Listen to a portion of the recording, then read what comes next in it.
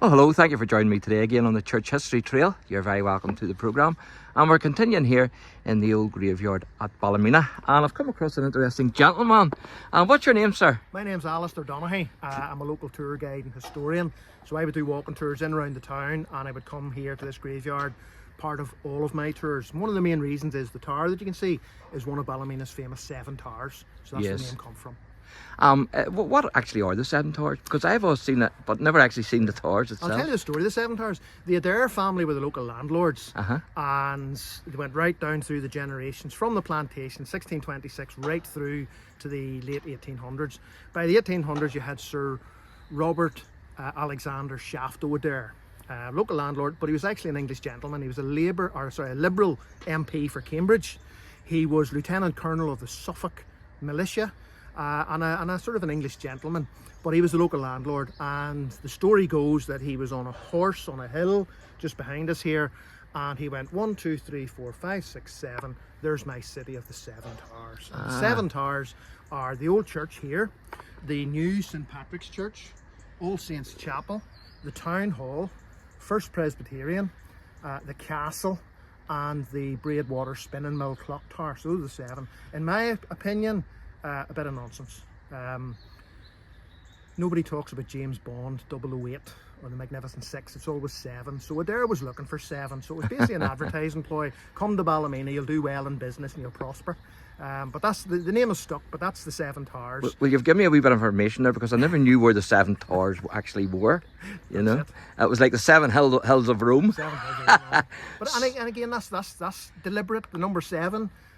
7 is the magic number in Christianity, Judaism, Hindu, in the Masonic orders, all sorts of things. 7 is the magic number. So he was looking for 7, but the name is stuck, and we're known as the city of the 7 towers ever since. Yeah, you mentioned Christianity there. 7 is actually the number of completeness, because of the creation in 7 days, and the number of God as well, and perfection. Yeah. You know? So you have a grave to show us here? I have a grave to show you here. This grave is, for me, probably the most interesting grave in this graveyard. This is a guy called Joseph Dyas.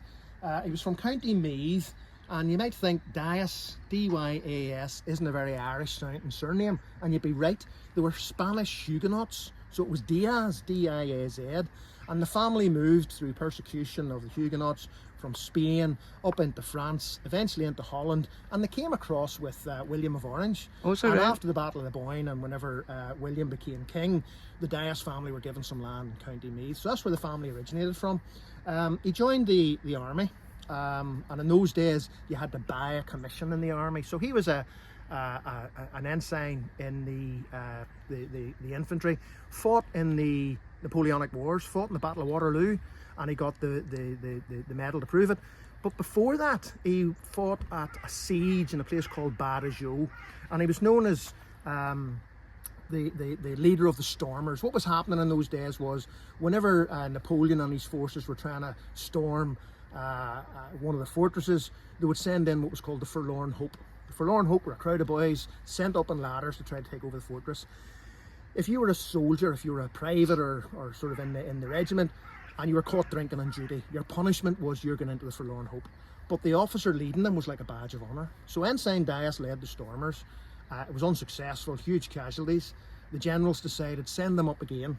And Dyas said, I'll lead them. And the general said, no, you've done your share. And he says, no, if you go off 40 times, I'm still leading them. So this time they led the Forlorn Hope. It was successful. And all of the soldiers in his regiment said, this is the bravest officer we've ever had. He should be promoted. But of course he wasn't promoted. But to this day, in that regiment, they still drink a toast. Ensign Dyas and the Stormers.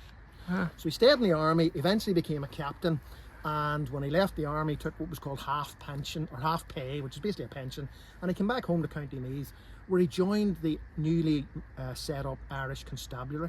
So he became a policeman, in effect, and in those days, policemen and magistrates were sort of part of the same structure.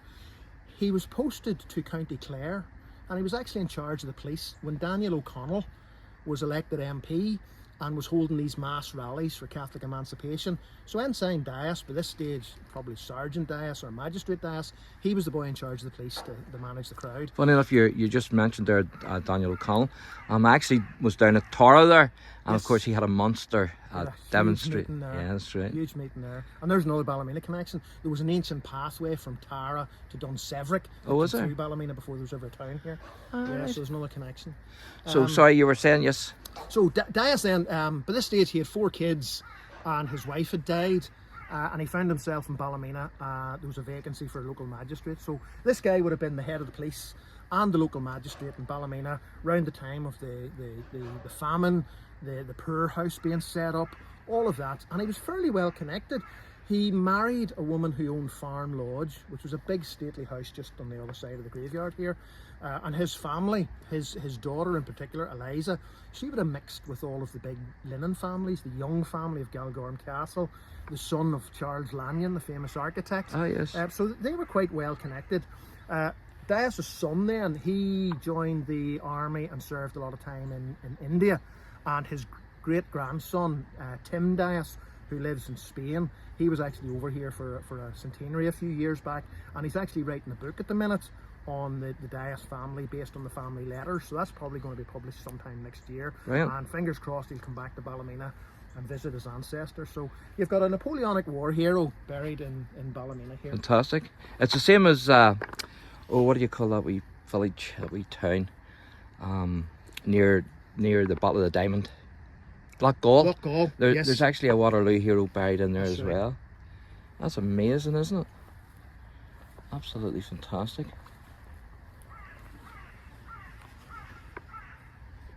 And there is a bit of a plaque up on the wall here, but it's a bit hard to see. But that's the sort of story. Oh yes, behind it. Just behind it. Now there's a lot of ivy and stuff over the grave, but And there's a few of us. a wee bit of information here as There's an well. information board there as well, but it's a very bad state of affairs.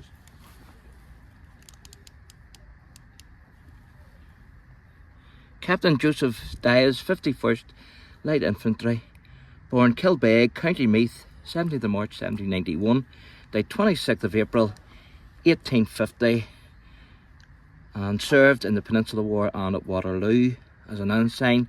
He twice led the stormers in the assault on the Badajoz, is it? Badajoz in 1811. One of the coolest and bravest officers in the army, and I don't think there's any question about that. No. So, how do people get in touch if they want to do the tour of Ballymena with you then? I have tours most Sunday afternoons. You can get me on social media. There's an Eventbrite page as well, and there's a website, Alistair Donaghy Walks and Talks. Alistair Donaghy Walks and Talks. And also do bespoke tours as and when requested. That's fantastic. Well, thank you very much. Thoroughly enjoyed that. That was great. Man. Great to bump into you here. So there you go, folks. That's a Waterloo war hero. Okay, so this is another very interesting grave. Unfortunately, the gravestone fell in one of the storms earlier this year, but the grave is the family grave of the Chambers family, and William Chambers was the ship's surgeon on a Royal Navy ship called the HMS St George. It would have fought at the Battle of Trafalgar. One of the original captains was Captain Hardy, who had a connection with Lord Nelson. But William Chambers was the ship's surgeon in 1811. It was part of a period called the Gunboat Wars. And what was happening was merchant ships in the Baltic were being attacked. So the Royal Navy had to send ships in to protect them. So they were escorting the merchant ships. But on Christmas Eve, 1811, the ship was hit by a storm. The ship was sunk and almost all the crew were killed.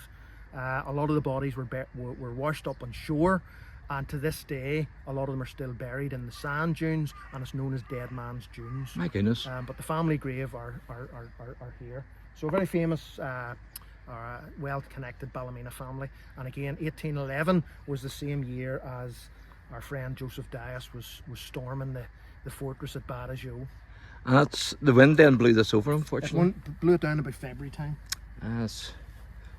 That's unfortunate, isn't it? And his son was listed on the gravestone as well, and he was a revenue officer. Was he? Now, in My the goodness. 1800s, a revenue officer wasn't HMRC collecting income tax. A revenue officer was stopping smuggling. Aye. So he would have been sort of following in the family footsteps of some sort of naval or sea trading business, but he was a revenue officer. No worries. Thanks very much.